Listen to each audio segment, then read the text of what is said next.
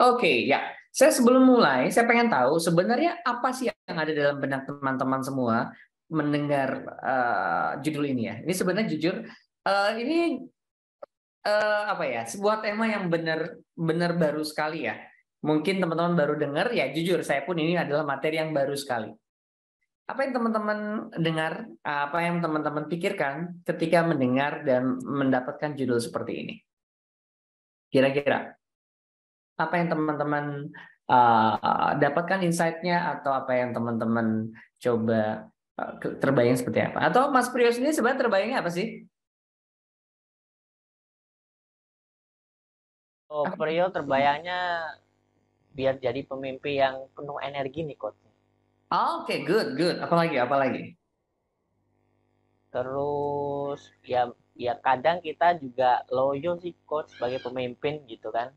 Kenapa? Jadi nggak bisa energi kita tuh nggak bisa sampai ke teman-teman tim kita gitu. Yes, betul. Lemas 5L, lemah, letih, lesu. Ya, karena jujur ini saya itu sebenarnya bukan nggak sahur ya, saya nggak makan nasi dari sahur. Tadi jam 11 itu saya udah mulai rapat dari jam 7 pagi sampai jam 10, jam 11 mulai fitness tuh sampai jam setengah satu, tidur 20 menit, kemudian saya langsung tindakan sampai jam 3 jam setengah 4 antar mertua ngantar ke dokter USG, jam 4 sambil jalan tindakan satu langsung ke sini. Kebayang ya. Tapi apakah kelihatan Aduh, lelah? Kelihatan capek nggak, Mas Priyo? ceria malah, Coach. Iya, Semang energinya padahal malah. jujur kalau secara physically ini sebenarnya udah cukup lumayan ya, karena malam pun baru tidur 3 jam ya, kayak begitu. Nah, jadi Be Chief Energy Officer kita akan ketika teman-teman mungkin yang menyimak yang kemarin, ini adalah lanjutan secara how to-nya lebih detail apa itu Chief Energy Officer ya. Ini adalah sebenarnya istilah baru ya. Udah pernah dengar belum istilah ini? Mas Priyo, udah pernah dengar Belum, belum Coach, istilah belum. ini? Baru kali Yes. ini dibahas nih. Yes, dan ini adalah istilah yang baru yang mungkin ya sebenarnya jarang-jarang banget ya. Ada istilah seperti ini yang saya sebenarnya buat sendiri sih istilahnya ya. Jadi dicocok-cocokologi lah. Ternyata jadi sesuatu hal yang luar biasa ya. Yuk kita mulai ya. Oke, kita overview. Hari ini tuh selalu saya mulai 3. Why, what, how. Why?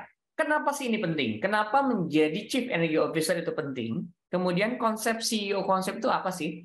Kemudian percuma kita tahu teori doang, terus habis dari situ mau ngapain? Ya kan? Habis itu bagaimanakah pola aplikasinya secara praktis? Oke, teman-teman tahu kira-kira ada yang sudah pernah tahu Mind Valley? Jadi saya share dulu sebenarnya sumbernya dari mana sih? Oke, ada yang tahu? Mas Priyo tahu nggak Mind Valley itu apa? Belum, Coach. Oke, saya pengen tahu. Di sini siapa yang tahu Mind Valley? Saya pengen tahu. Saya biar nanti saya lihat. Oh, kalau belum banget, saya harus jelasin lebih detail. Ada yang tahu Mind Valley? Nah, masih belum ya. Teman-teman searching ya. Mind Valley is the best personal development platform in the world. Jadi, Mind Valley adalah sebuah personal development yang ter-the best di dunia saat ini. Jadi kalau ditanya apakah platform untuk personal development terbaik saat ini adalah Mind Valley. Saya ini satu ya, salah satunya Bang Saiful pasti tahu. Ya, Mind Valley, this is the personal development the best in the world. Bagaimana yang menerapkan, karena gini, ketika kita berbicara sebuah konsep, kita harus ngecek apakah konsep ini sudah tervalidasi atau tidak. Bagaimana salah satunya konsep CEO ini, Chief Energy Officer ini, dibangun oleh Vision. Ini namanya Vision Lehania. Vision Lehania telah membangun sebuah platform pembelajaran terbaik yang menurut saya adalah terbaik.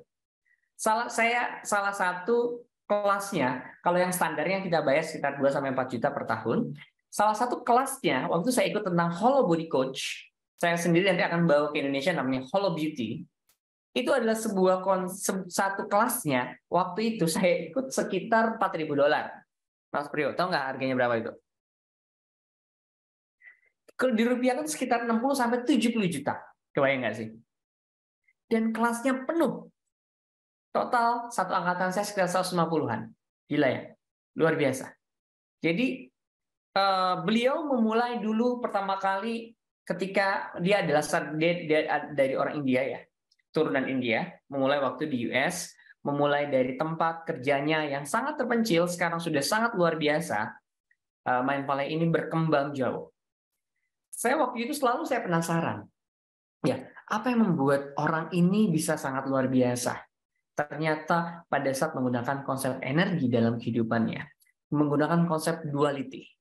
Sekarang itu selalu dipisahkan antara sesuatu hal yang sifatnya energetik dan sesuatu hal yang sifatnya physically. Disebut kalau kita berbicara itu ini adalah tahayul. Benar nggak? Dikit-dikit. Ini jangan-jangan magic.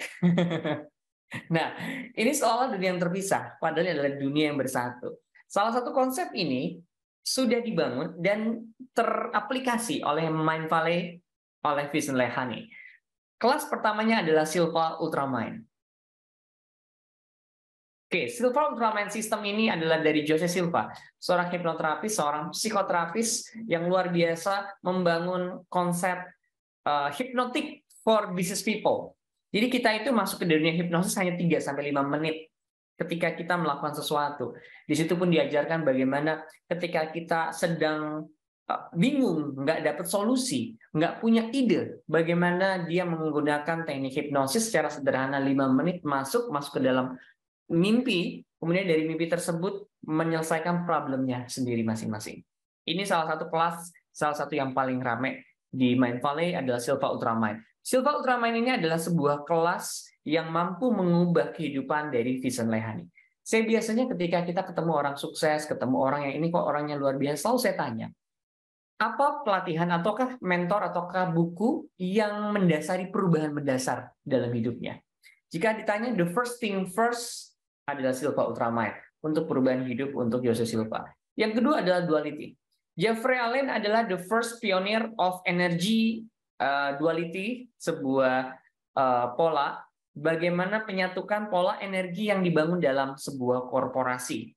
Ya, jadi jujur di Indonesia saya masih belum melihat banyak hal. Udah pernah ada, cuman juga nggak berhasil. Duality ini adalah dari Jeffrey Allen. Dia adalah seorang energi terapi bagaimana membangun atau mengaplikasikan sebuah energi, konsep energi ke dalam spiritual korporasi dan luar biasa. Teman-teman searching Jeffrey Allen. Dia adalah salah seorang pionir dalam energi terapi dan sungguh banyak sekali murid-muridnya. Oke, di Indonesia itu sudah pernah berjalan Kata Hati Institute. Saya jujur saya nggak tahu apakah masih ada ataukah tidak. Saya waktu dulu penyuka Kata Hati Institute, waktu itu binaural beat-nya ya. Dulu kan salah seorang pionir ya, seperti itu. Di sini ada yang sudah pernah ikut pelatihannya Kata Hati Institute? Belum saya, Coach. Belum ya. Ini bagus sekali. Saya dulu udah pernah ikut heart ininya ya. Itu yang menurut saya yang sudah ter-apply di Indonesia, tapi nggak berkembang juga. Saya juga nggak tahu kenapa. Saya pas cari-cari juga nggak ketemu, mungkin saya pun kurang gaul, tapi nggak begitu terkenal waktu zaman dulu. Kata Hati Institute itu adalah melihat fase ikhlas, miracle of ikhlas, itu dalam sebuah fisika kuantum. Bagi orang-orang thinking kayak saya, bagi orang-orang yang suka mendalami sebuah keilmuan, ini bagus banget. Oke. Kok aneh ya? Ngobrol bisnis kok ngomongnya spiritual dan energi? Jangan-jangan, ya ini jangan-jangan magic. Enggak seperti itu. Ya, jadi semua hal yang saya sharekan di hari ini adalah sebuah konsep yang universal, tidak terikat oleh agama apapun, tidak terikat oleh kepercayaan apapun, tanpa mantra, tanpa magic, semuanya logik. Karena mengikuti hukum alam. Ya, mengikuti hukum alam, jadi saya harus kasih tahu fondasinya agar tidak meleset ke sana kemari dan yang lain. Ini adalah sebuah konsep yang logis, sebuah konsep yang memang sudah diaplikasikan, yang kalau kita belajar lebih dalam, terintegrasi, ini sungguh sangat luar biasa. Oke. Pernahkah Anda sebagai seorang entrepreneur, di mana harus membuat sebuah keputusan dan kondisi terdesak Dan saat benar-benar tidak ada data yang mendukung, ya kan, business is about number, business is about data. Lah, kita UMKM, entrepreneurship, bukan sering ya, beberapa ada kejadian yang kita itu harus membuat sebuah keputusan yang mendesak. Datanya nggak ada, ya kan, datanya tidak ada, datanya sangat terbatas, tapi harus buat keputusan. Siapa yang di sini sering dalam kondisi seperti itu atau sudah pernah dalam kondisi itu, yang mungkin kadang-kadang dalam kondisi itu? Yuk, coba ketik di chat. Kira-kira siapakah? Terutama pada saat masa COVID kemarin ya. Siapa yang sudah teman-teman sudah pernah sering dalam posisi seperti itu? Adakah? Oh, nggak ada yang jawab ya. Sudah. Mas Priyo sendiri sudah pernah belum dihadapkan pada posisi seperti itu, Mas Priyo?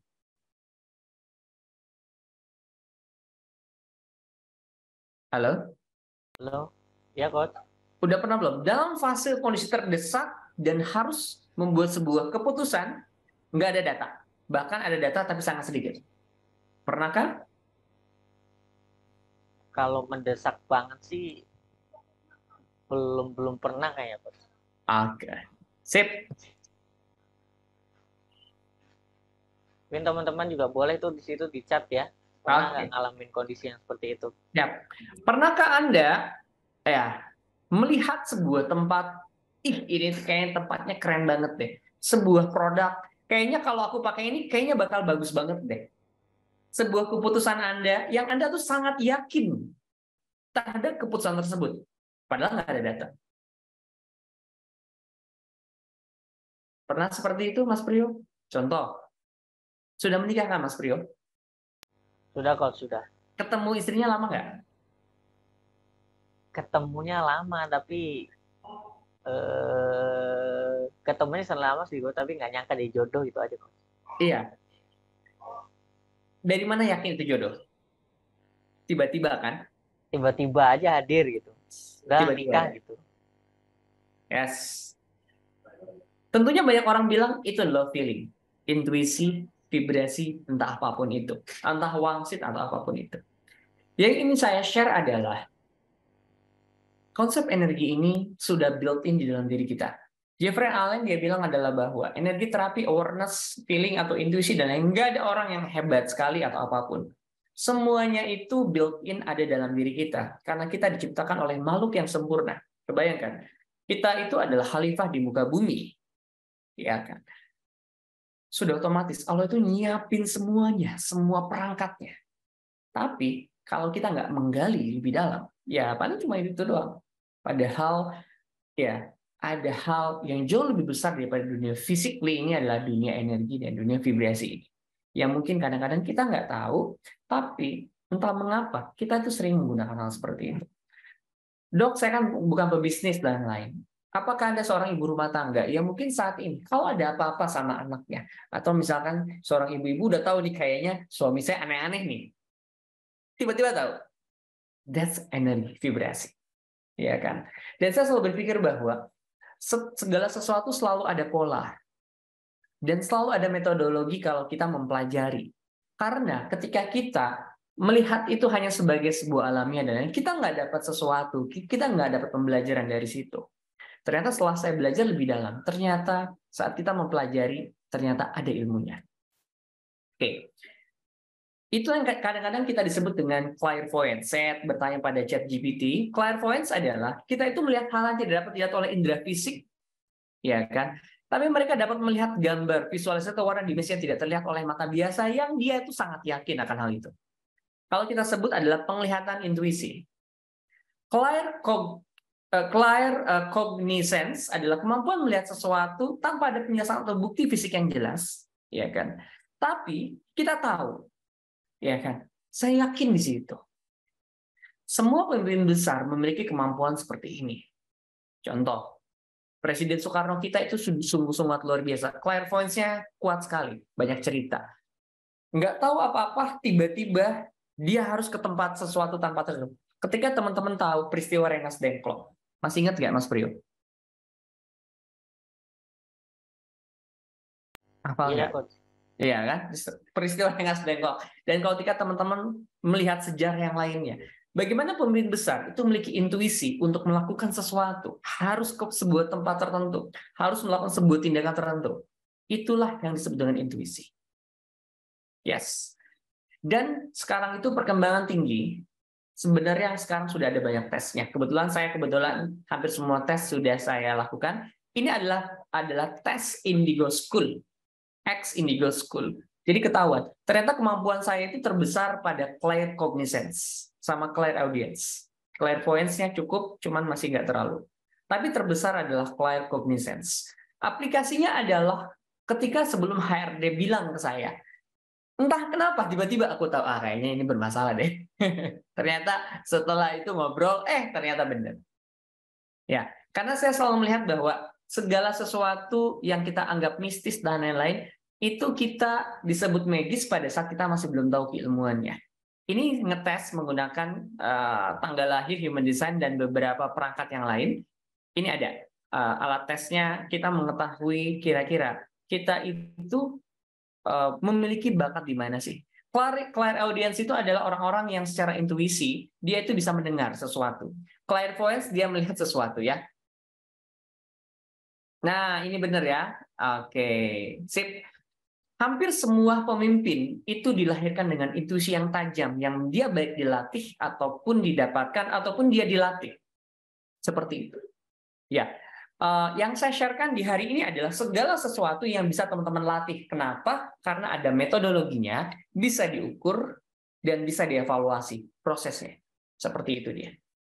Ya, kalau ini adalah tes hasil genetik. Jadi hasil yang memang adaptif saya secara lahir seperti ini kondisi saya. Sedangkan kalau untuk saya clairvoyance, saya untuk clairvoyance. Kalau clairvoyance itu secara magisnya suka ngeliat yang aneh-aneh. Saya untung nggak mau. Kalau claircognizance tuh udah tahu, ada di sana. Tapi banyak kita kemampuan itu digunakan untuk yang sifatnya magis-magis. Bukan untuk yang digunakan sifatnya untuk korporasi, membangun bisnis, ataupun personal development. Di hari ini, fokusnya nggak ke arah magis, tapi saya fokus adalah ke arah personal development. Dan kepada arah bisnis. Mana ya? Oke. Sekarang kita berbicara lagi. Faktor apa yang bisa membuat bisnis bertahan jangka panjang? Ini materi saya yang kemarin. Sorry. Nggak kelihatan ya. Sip. Ini salah. Oke, ini gambaran, ini sebenarnya slide-nya saya salah posisi. Ini sebenarnya nanti ada di slide berikutnya. Ini adalah gambaran dari tes dari hasil saya.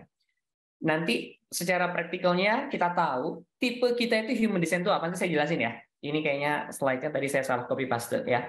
Dimana dari sini kita bisa mengetahui siapa diri kita, apa potensi kita. Sejak lahir kita itu diciptakan punya potensi apa. Kemudian apa karpet merah kita, bagaimana cara kita bertindak. Nanti saya jelaskan ke depannya. Ini hanya gambaran umum aja ya. Nah ini dia ya, harusnya ini. Ketika ini dalam sebuah buku Good to Great, ketika kita berbicara, pola berpikir, pola bertanya ini adalah pola first thing first yang digunakan oleh Elon Musk, sehingga Elon Musk itu bisa menciptakan baterai untuk super baterai untuk mobil otonomiknya ya. Ini pun juga menciptakan bagaimana Elon Musk itu bisa menciptakan sebuah roket yang dia memiliki biaya jauh lebih murah daripada yang lain. Seperti itu. First thing first adalah bertanya, apa yang paling penting? Jika kita bertanya, apa yang bisa membuat bisnis bertahan jangka panjang? Pasti jawabannya banyak. Inovasi, pemahaman pasar, keuangan yang sehat, tim berkualitas, perusahaan biasa. Pasti jawabannya seperti itu. Ditanya lagi, apakah faktor yang bisa mempengaruhi sebuah perusahaan itu bisa bertahan hingga ratusan tahun? Adalah leadership. 5 leadership. Seperti itu. Budaya organisasi, inovasi jangka panjang. Ditanya lebih dalam lagi. Sebenarnya jika ditanya, sebutkan sebuah kesimpulan yang singkat, padat, dan jelas faktor apa yang paling berpengaruh. Ternyata dari sebuah leadership adalah integritas. Dari sebuah integritas adalah value atau nilai. Nah, kadang kita berhenti sampai di situ. Nah, di hari ini, konsep itu dibedah lagi lebih dalam. Ada yang lebih dalam lagi daripada sebuah nilai. Oke, ya kan, ini sebuah nilai. Nah, Dalam buku Start With Why, nilai itu dibedah lagi lebih dalam bahwa kekuatan sebuah alasan. Kemarin saya sudah jelaskan. Bagaimana seseorang itu pada saat dia memiliki sebuah purpose, ya kan?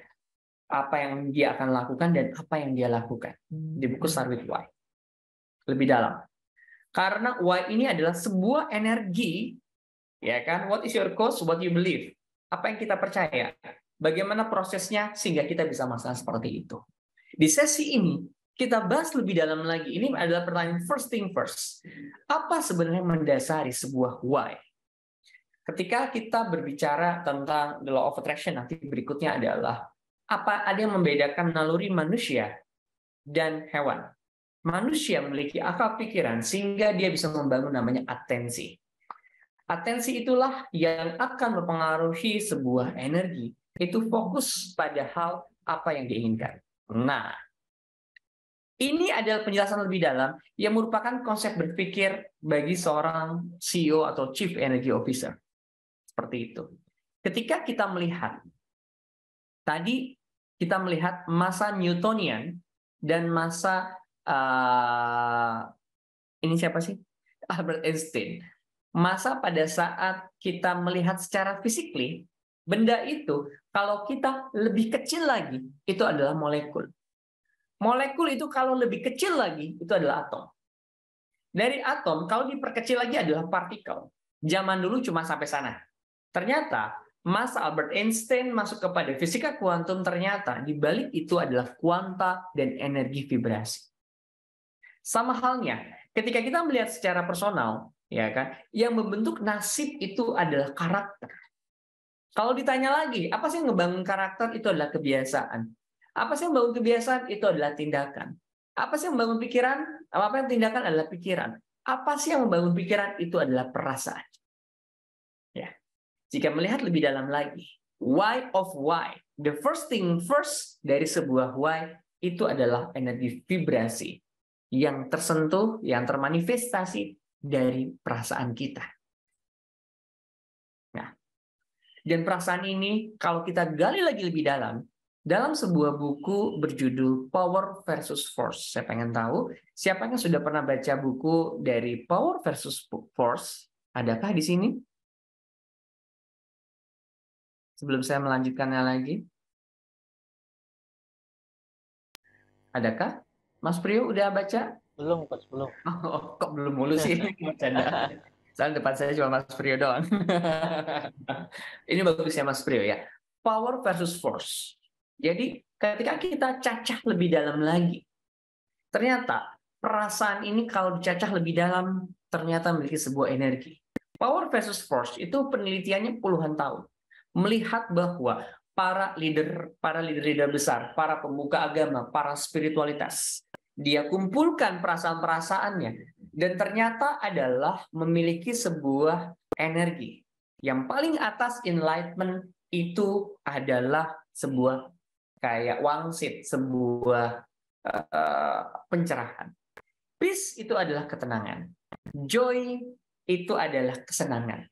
Ya kan, dalam kalau misalkan materinya Mas Aris suka bahwa Zappos, bagaimana joy? Wajar dia dapat omsetnya. Kenapa? Pada saat mereka membangun joy pada perusahaannya. Kenapa? Mereka dalam kondisi high vibrasi. Ya kan, ketika sebuah bisnis, sebuah tim dalam bentuk high vibrasi, sudah otomatis omsetnya pasti akan tercapai.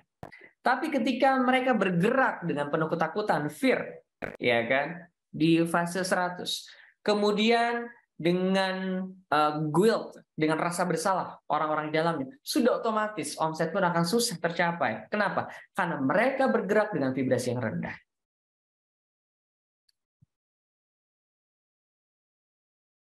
Nah, ini dia map of consciousness. Inilah kenapa pemahaman Chief Energy Officer ini harus berada pada semua pemimpin ketika dia memimpin bisnis. Kenapa?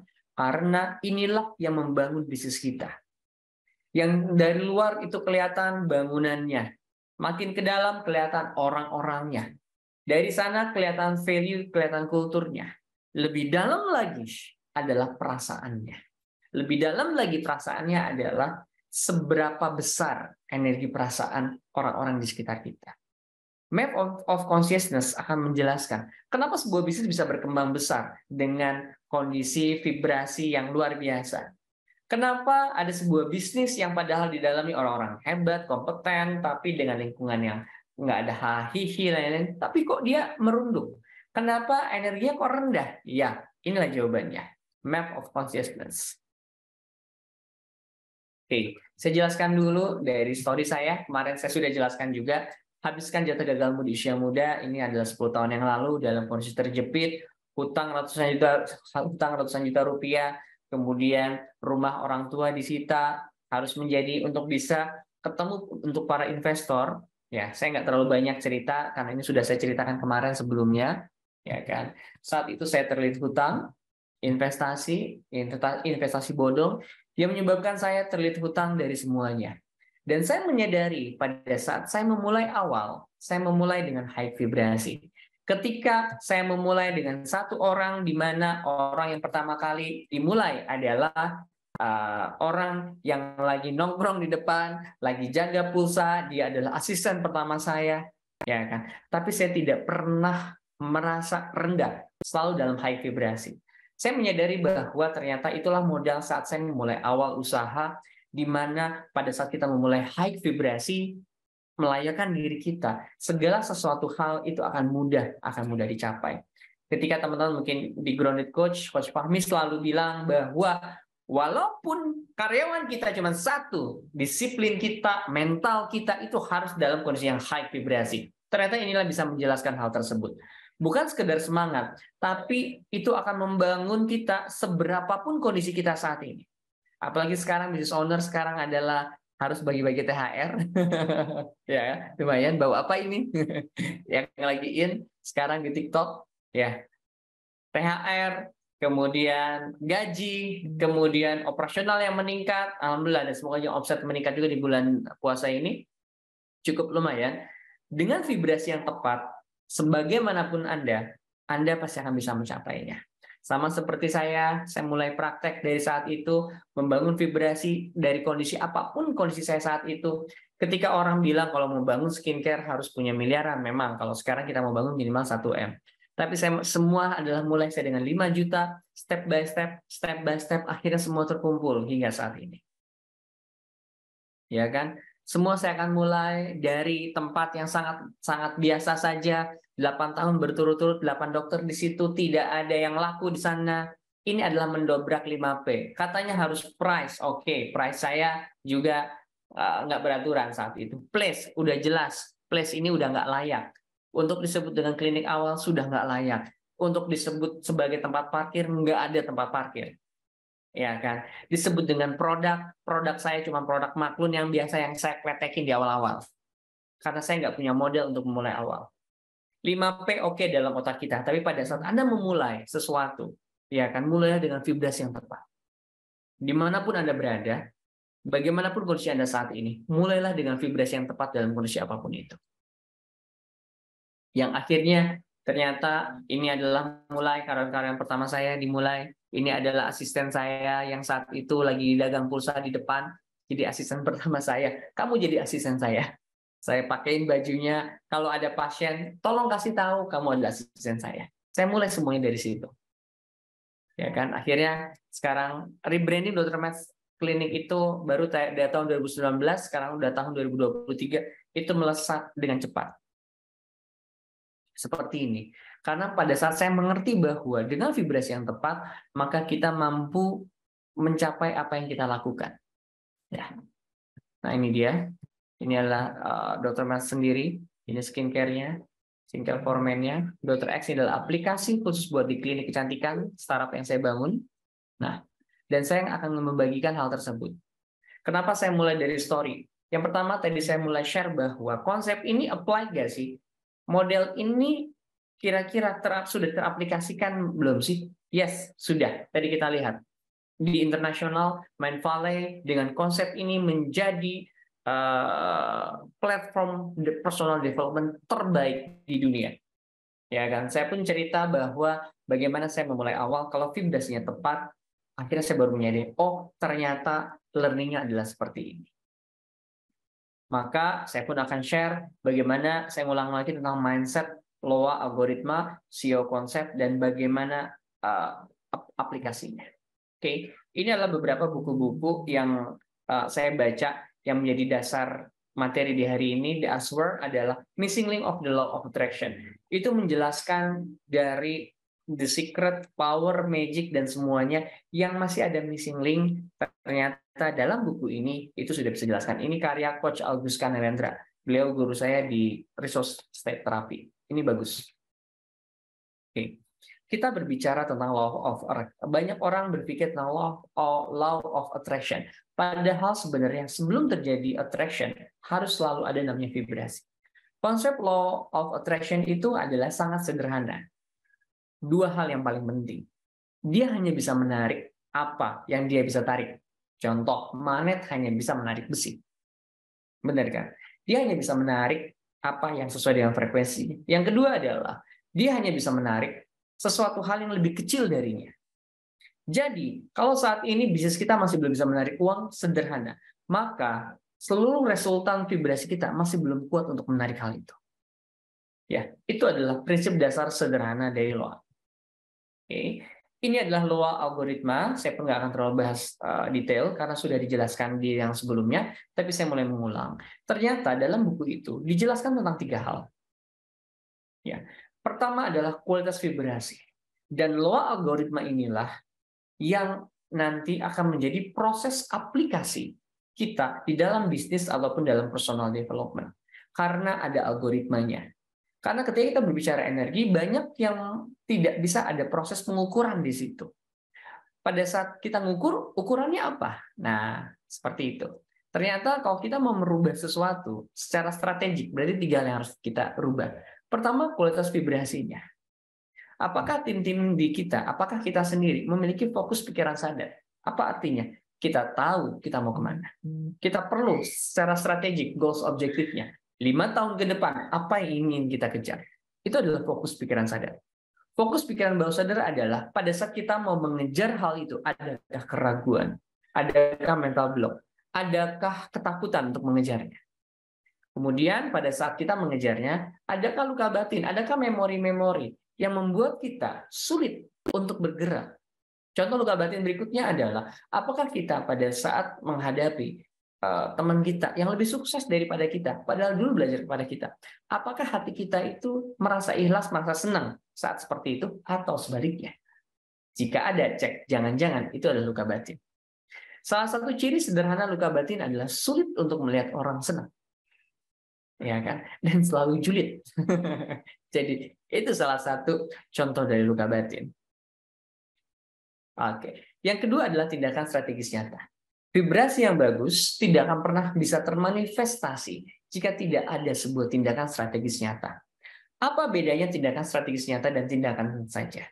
Kalau orang bergerak, cuma bergerak doang, tapi tanpa arah yang jelas, tanpa metodologi yang jelas, tanpa ilmu yang jelas, tanpa bekal yang jelas, tanpa arah yang jelas, itu tidak disebut dengan tindakan strategis nyata.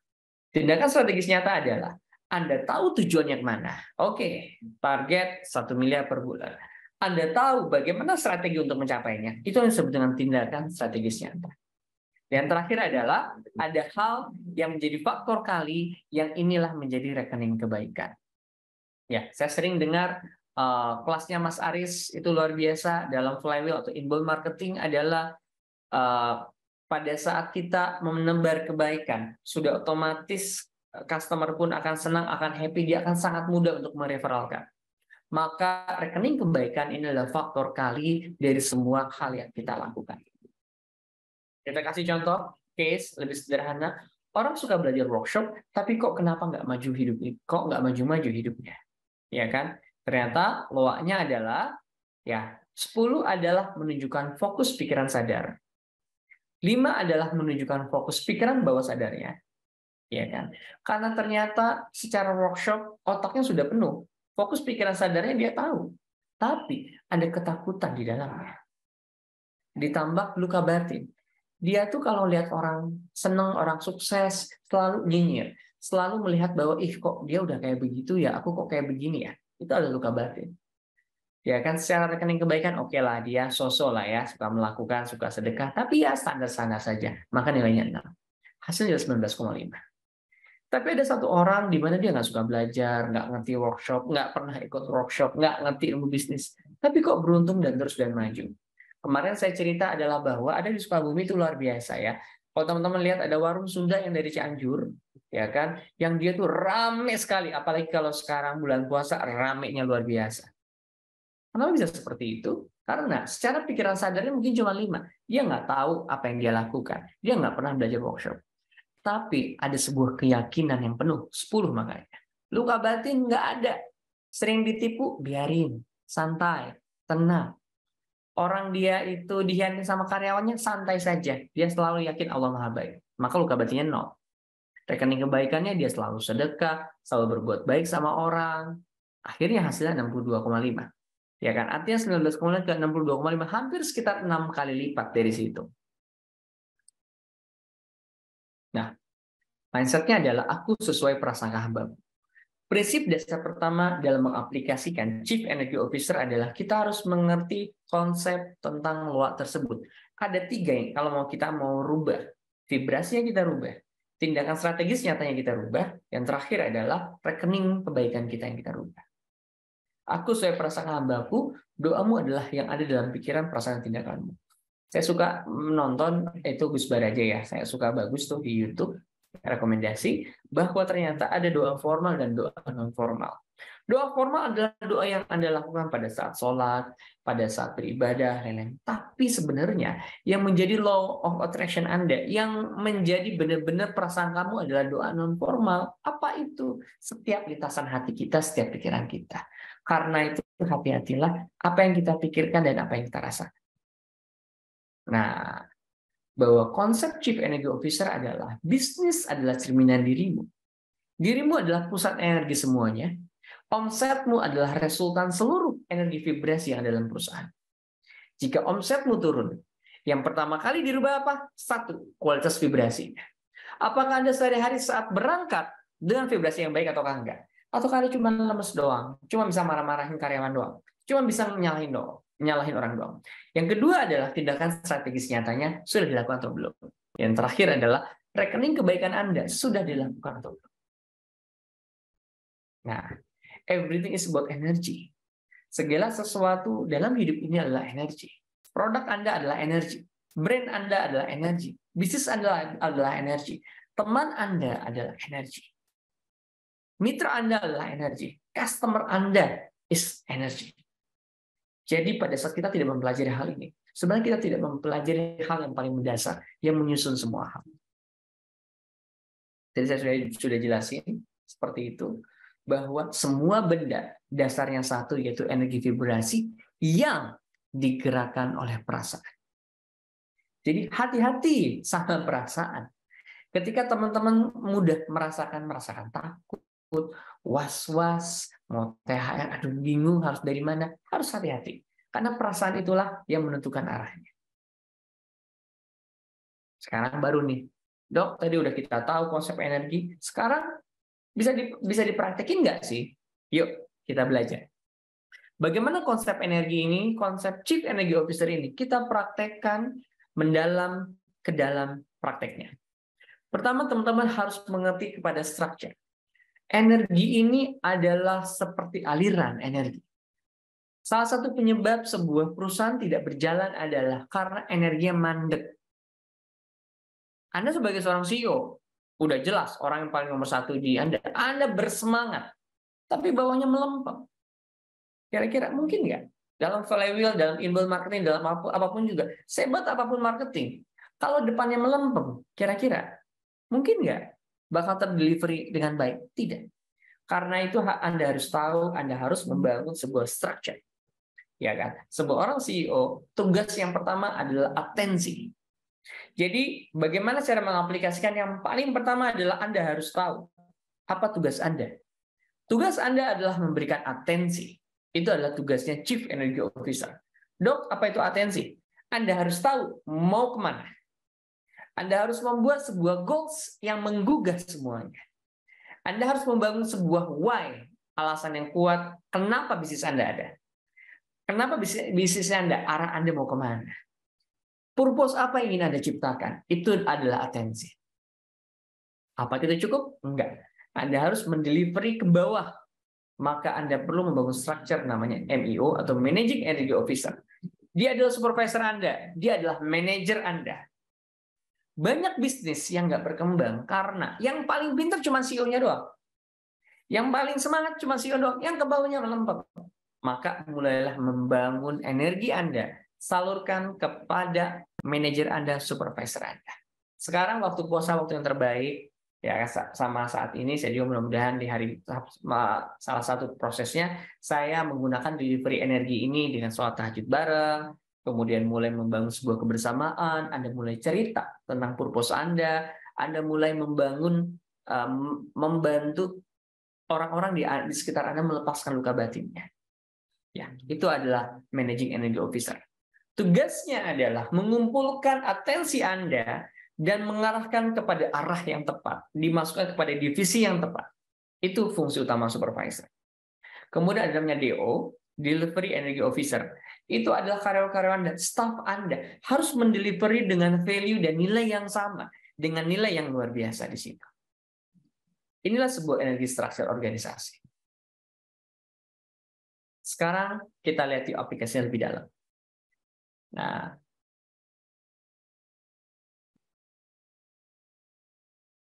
ini yang menarik. Ini saya kebetulan share ya. Oke, sip. Oke.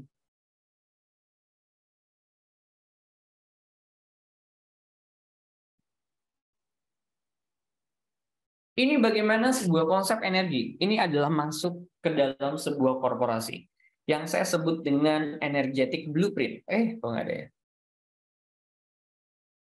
My blueprint design ya. Oke. Ya, ini salah satu contoh saya sharekan bagaimana sebuah applicable konsep energi ini masuk ke dalam struktur, masuk mengarahkan dan menjadi sebuah strategik sebuah bisnis perusahaan. Ini adalah bisnis karir dan analisis energetic blueprint. Basicnya ini adalah dari human design. Human design ini adalah sebuah informasi dasar menggambarkan cetak biru kehidupan kita sebagai manusia. Jadi pada saat kita lahir, H-66 hari, ya, karir kita, jalan hidup kita sudah digariskan. Ini baik yang percaya atau yang nggak percaya ya, ini terserah. Tapi adalah basically-nya adalah seperti itu. Yang dilihat dari tanggal dan tahun lahir. Ya, dari sini saya menyadari bahwa Allah itu adalah yang sang maha presisi. Jam lahir kita aja ternyata sangat berpengaruh terhadap bagaimana jalan kehidupan kita. Ya. Jadi ada laporan lengkap yang dikhususkan kita dalam pendekatan ilmu human design. Saya jelasin dulu. Human design ini adalah kombinasi dari berbagai ilmu. I Ching, astrologi, tree of life, cakra, ilmu fisika kuantum modern, dan lain-lainnya. Human design ini adalah untuk kita mengetahui bagaimana blueprint kita sebagai manusia. Kayak gitu. Dalam dokumen ini kita akan dilihat solusi pembacaan cetak biru karakter. Saya nggak akan terlalu detail, saya kasih gambaran umum saja. Bagaimana pola aplikasinya. Oke. Konsep energy officer adalah orang yang mampu memetakan peta energi yang berada dalam organisasi Anda. Sedangkan direktur adalah directing energy factor yang bertugas mengarahkan vektor energetik Anda dalam organisasi. Dan manager adalah managing activity and group energy yang berfungsi mengatur aktivitas energi dalam grup, dan employ adalah energy of making people loyal, outstanding, feel excited, and empowered. Ini konsep dari Mas Di. Ya, ini yang salah satu teman saya yang ngebantu hal ini. Oke, contoh. Langkah yang kedua adalah setelah Anda membuat sebuah organisasi, Anda harus tahu diri Anda. Karena prinsip dasar leadership adalah Anda tidak akan pernah bisa memimpin orang lain sebelum Anda bisa memimpin diri Anda sendiri. Dan leadership itu adalah tentang kemauan memahami diri Anda sendiri. Kita tidak pernah bisa memimpin orang lain sebelum kita memahami diri Anda sendiri. Ya, jadi dari sini saya tahu, saya adalah tipikal MG, saya nggak akan detail. Tapi dari sini saya bakal tahu kira-kira di mana kekuatan saya, di mana kelemahan saya, di mana tim saya itu bisa alignment. Saya nggak akan detail karena cukup lumayan rumit di sini. Saya kasih langsung resumenya saja. Oke, kita langsung ya. Heart center, energi aktif, dan lain-lainnya. Kita langsung kepada resumenya ya.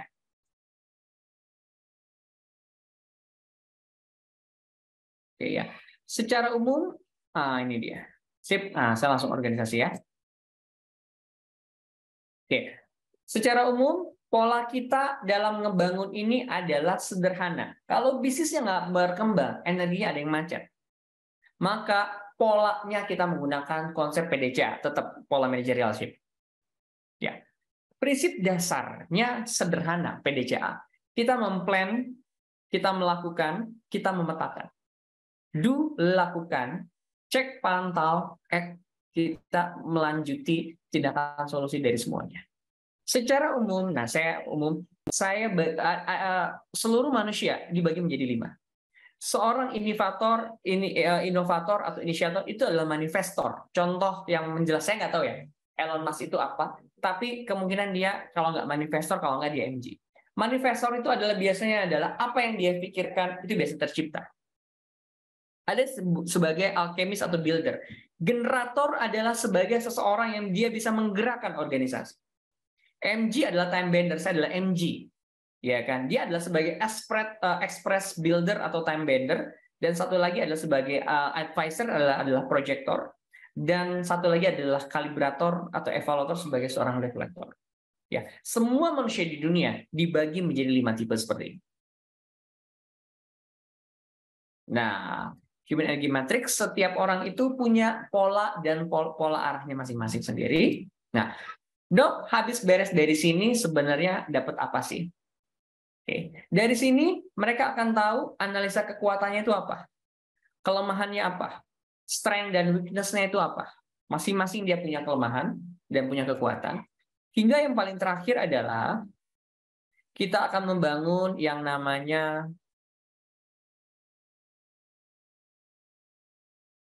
sebentar ya. Kita terakhir. Oh, salah. Sebentar.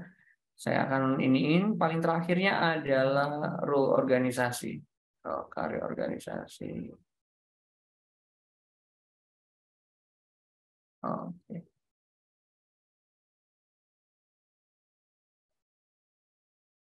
Di sini.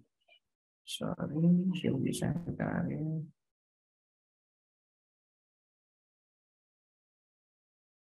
Sebentar, terakhir. Sebentar ya. Oh, nggak muncul ya. Oke. Ini dia. Analisa yang terakhir. Human Energy Matrix. Oke. Nah, feature design. Yes. Nah, sip. Dari semuanya ini, kita itu akan mengarahkan. Jadi, salah satu sebuah aplikasinya, konsep yang ini dia. Ketika kita belajar energi doang, ya Anda cuma jadi ahli magis ya, jadi ahli supernatural, tapi enggak. Ketika kita belajar energi, dalam ngebangunnya adalah bagaimana kita membangun namanya people alignment. Kita itu menyatukan antara visi, misi, organisasi, purpose, kemudian dengan strategi, proses customer individual, passion, goals, dan performance. Dengan people alignment, kita menempatkan orang yang tepat, dengan energi yang tepat, memetakan yang tepat, maka kita dapat mencapai purpose dan visi kita. Seperti itu, teman-teman ya. Balik lagi. Nah, itulah gambaran singkat aplikasinya ya. Jadi itu cukup lumayan padat ya. Sehingga yang terakhir adalah how we start. Bagaimana kita bagaimana habis itu. Pertama adalah kita memang harus sudah mulai mengenal di mana kekuatan kita.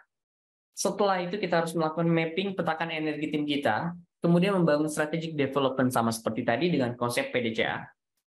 Kemudian membangun action plan berbasis mapping tersebut. Kemudian dengan prinsip yang saya sederhana, simple scale up dengan menggunakan tambah, bagi, kurang, dan kali. Ya, saya melihat bahwa organisasi ini ada fondasi sistem, mindset, people, value system di bawah, tiang supportnya adalah bisnis operasi, finance, dan HR system, dan atapnya adalah branding, sales, marketing, dan customer service. Plus, fokus pada kekuatan, bangun kultur dan komunitas support lingkungan. Bagi, bangun sifat berbagi, dan bangun untuk membagikan kepada tim di bawahnya. Bangun mereka untuk menjadi leader di bawahnya. Kali, bangun faktor kali dengan ikut pelatihan, mentorship, cari pola penunggangan yang tepat, dan tahu kekuatannya dan fokus ke sana. Minus, hancurkan limitasi, self-limiting belief, luka batin, hancurkan proses yang tidak efektif, efisien, hilangkan sistem yang menghambat dan membuat tidak produktif dan inovatif. Dan closing-nya, seorang entrepreneur tidak dilahirkan di kelas atau textbook, namun dari pengalaman dan perjalanan kehidupan. Dan saya belajar dari Chief Energy Officer ini adalah Allah itu menciptakan manusia dalam bentuk yang sempurna. Otomatis Allah juga menciptakan semuanya, sumber dayanya, dan tidak pernah ada makhluk yang tidak istimewa dalam organisasi kita. Yang ada hanyalah pemimpin yang nggak bisa melakukan dan nggak bisa memoles karyawannya menjadi pribadi yang sempurna untuk karyawannya. Seperti itu saja. Terima kasih, Mas Priyo. Silakan sesi pertanyaan. Thank you. Baik, Coach. Terima kasih banyak, Coach. Pak Dokter nih penjelasannya di sore hari ini luar biasa nih, Coach. Coach, saya dikit sekali kalau kita pengen tahu secara dalam tadi, Coach, itu kan tadi luas banget ya penjabarannya terkait dengan kita gitu, Coach. Pakai aplikasi apa kalau boleh tahu tadi? Ya, itu aku ada. Itu namanya human design. Jadi saya banyak belajar tentang human design. Teman saya itu memang Mas Dimas itu dia memang fokus untuk membangun human design for korporasi. Jadi itu toolsnya memang human design. Ada banyak sih sebenarnya human design. Kayak begitu. Boleh dibagi sama teman-teman UMKM nih, Coach? Nah, boleh. Tenang, ada diskon promo khusus. Saya biasanya saya yang personal. Kalau untuk tim sudah korporasi, yaitu harus sama yang lebih besarnya lagi. Karena dia ngebangun people alignment soalnya. Tapi kalau mau ngobrol-ngobrol, tenang, free. Gratis, nggak usah khawatir. Aku sharing-sharing kok. Kalau tes baru, bayar. Baik, Coach. Terima kasih banyak, Coach. Coach, itu ada beberapa pertanyaan nih. Saya baca dari awal aja, Coach ya. Siap. Dari Kak Sabrina nih, Coach. Nah, apakah ketajaman intuisi itu anugerah, Coach? Atau justru malah harus dilatih? Karena yang saya amati justru orang-orang yang sudah ditakdirkan atau dilahirkan sebagai pemimpin lah yang mampu memiliki intuisi yang sangat tajam. Seperti itu, Coach. Oke, jadi yang paling pertama adalah intuisi itu adalah bukan sesuatu hal yang istimewa. Karena Allah itu adil, Allah menciptakan semuanya. Cuma pertanyaannya adalah kita sadar nggak hal itu? Kita syukur nggak akan hal itu? Kita belajar memanfaatkan hal itu atau tidak? Kalau ditanya adalah apakah harus dilatih? Yes, itu harus dilatih. Kenapa harus dilatih? Itulah tanda syukur kita bahwa kita tidak menyia-nyiakan. Karena Allah tidak suka sama yang mubazir. Saat kita nggak melatih itu, kita tidak menyadari hal itu, sama dengan kita mubazir bakat kita. Kemudian kedua, orang sudah ditakdirkan atau dilahirkan sebagai pemimpin yang mampu memiliki betul. Setiap orang itu dilahirkan oleh menjadi seorang pemimpin, tapi dalam porsi dan kadarnya masing-masing. Itu sudah jelas hadisnya. Jadi ditanya, apakah Allah itu adil? Yes, Allah sangat adil. Apakah itu hanya untuk pemimpin saja? Yes, karena semua orang adalah pemimpin. Lanjut lagi. Mudah-mudahan menjawab nih. Ini dari Pak Surya Bogor nih, Coach. Misalkan energi kita selama 10 tahun terakhir ini buruk, Coach. Apakah kita mengubahnya bisa secepat mungkin atau justru harus setimpal? Karena subconscious pasti perlu waktu untuk merubahnya, Coach. Atau ada cara secepatnya, Dok? Ya, tidak pernah ada cara cepat. Semua itu selalu harus berproses. Karena mie instan juga kan butuh proses. Seperti itu. Karena salah satu kesabaran dan ketekunan itu adalah hal yang tidak pernah bisa tergantikan oleh apapun. Ya kan? Selalu makanya dalam ayat Quran adalah bagi orang yang bersabar. Kalau kita itu pengen cepat sekali, sebenarnya tidak pernah ada cara yang cepat. Hanya ada cara yang tepat, ada cara yang tidak tepat. Kalau caranya tepat, maka akan lebih cepat. Tapi kalau cara tidak tepat, ya tetap dia mungkin akan lambat. Tapi semua itu butuh proses. Ya. Jadi caranya pertama kali apa kayak gimana? Pertama, hilangkan luka batin kita. Cara tercepat itu ya memang kita itu memang harus sadar dan aware. Kemudian syukur adalah salah satu cara yang terbaik untuk bisa melakukan hal seperti itu. Tapi syukur yang seperti apa memang itu harus ada latihannya ya. Oke. Berarti kalau dia terlalu banyak energi negatifnya, Coach, berarti langkah pertama itu hilangkan atau Langkah pertama, hilangkan, perbaiki vibrasinya. Kan tadi lihat ya, hmm, dalam dalam algoritma LOA kan 3 hal. Vibrasi, TNS, sama rekening kebaikan. Dari 3 ini mana yang bisa dilakukan? Kalau mau mah langsung ke faktor kali. Kalau bahasa ini adalah sedekah gila-gilaan. Sedekah batas atas atau SBA namanya. Oke, Coach. Dari Mbak Samara nih, Coach, Managing Energy Officer atau MEO adalah berarti dibangun secara emosional aja atau banyak alternatif lain? Saya sebenarnya nggak ngerti. Ketika kita membangun orang atau membangun sebuah organisasi, itu harus holistik, semuanya ada.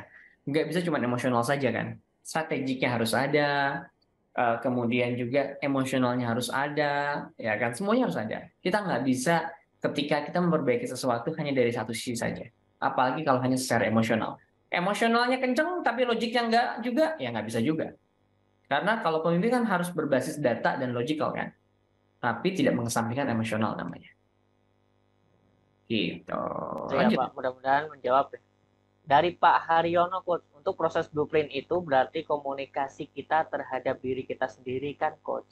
Lantas untuk blueprint ini kita harus memetakan secara detail tertulis, kemudian kita ulang-ulang setiap hari, atau cukup kita yakini dan membangun skill yang kita mau sesuai dengan tracknya. Oke. Ingat, blueprint ini adalah hanya fase di awal di mana kita tahu. Tapi kita kalau hanya tahu saja tanpa mengaplikasikan, maka akan percuma. Karena itu dalam algoritma LOA ada 3 hal, ya kan? Ketika kita mengetahui blueprint, maka kita tahu arahnya, tindakan strategis nyata kita tuh mau ke arah mana, kita jelas. Karena kita tahu kekuatan kita. Dengan blueprint kita tahu kira-kira untuk naikin vibrasinya bagaimana caranya, itu pun ada. Setiap masing-masing jenis ada caranya. Kemudian kita nggak bisa komunikasi dengan diri kita sendiri kalau kita nggak punya ilmunya. Maka untuk mendapatkan dunia kita perlu ilmu, untuk mendapatkan akhirat kita perlu ilmu. Jadi segala sesuatu harus dimulai dari ilmu yang tepat. Nggak bisa cuma berulang-ulang doang. Mengulangi tanpa ilmu, mengulangi tanpa tindakan sama saja. Nggak akan merubah sesuatu. Kayak begitu. Belajar, Coach. Kenapa? Berarti artinya mengulang dan harus terus belajar ya. Yes, betul. Pertama harus belajar yang benar, kita harus sadar, kita belajar, kemudian melakukan dengan tindakan strategis ya, bukan hanya mengulang saja. Tindakan strategis adalah tindakan yang benar-benar kita buat sesuai dengan tujuan kita, sesuai dengan purpose kita, menyesuaikan dengan kekuatan dan kelemahan kita. Gitu. Mudah-mudahan menjawab tuh ya Pak Haryono nih. Oke, Coach, ya. karena ini sudah waktunya nih Coach, sudah lebih nih. Oh, masih ada pertanyaan lagi nih Coach. Saya baru tahu nih untuk ilmu yang seperti ini, apakah ini satu langkah besar untuk meningkatkan bisnis kita Coach, karena ternyata bisnis itu sesuai dengan cerminan kita gitu. Yes, betul sekali. Karena kita hanya berpikir bahwa bisnis adalah tentang uang. No. Bisnis adalah tentang value. Bisnis adalah tentang diri Anda. Kalau bisnisnya mandek, berarti masalahnya di Anda. Bukan kita menyalahkan orang lain. Jadi, kalau kita mau membesarkan bisnis kita, yang paling pertama kita lakukan adalah besarkan kapasitas wadah kita. Sudah otomatis kalau wadah kita besar, sudah otomatis bakal banyak hal yang bakal kita dapatkan, dan bakal wadah kita udah otomatis kita bisa banyak yang lebih banyak lagi kita dapatnya. Oke Coach, mudah-mudahan menjawab ya Pak. Insya Allah mudah-mudahan menjawab tuh dari apa yang disampaikan oleh Pak Dokter nih.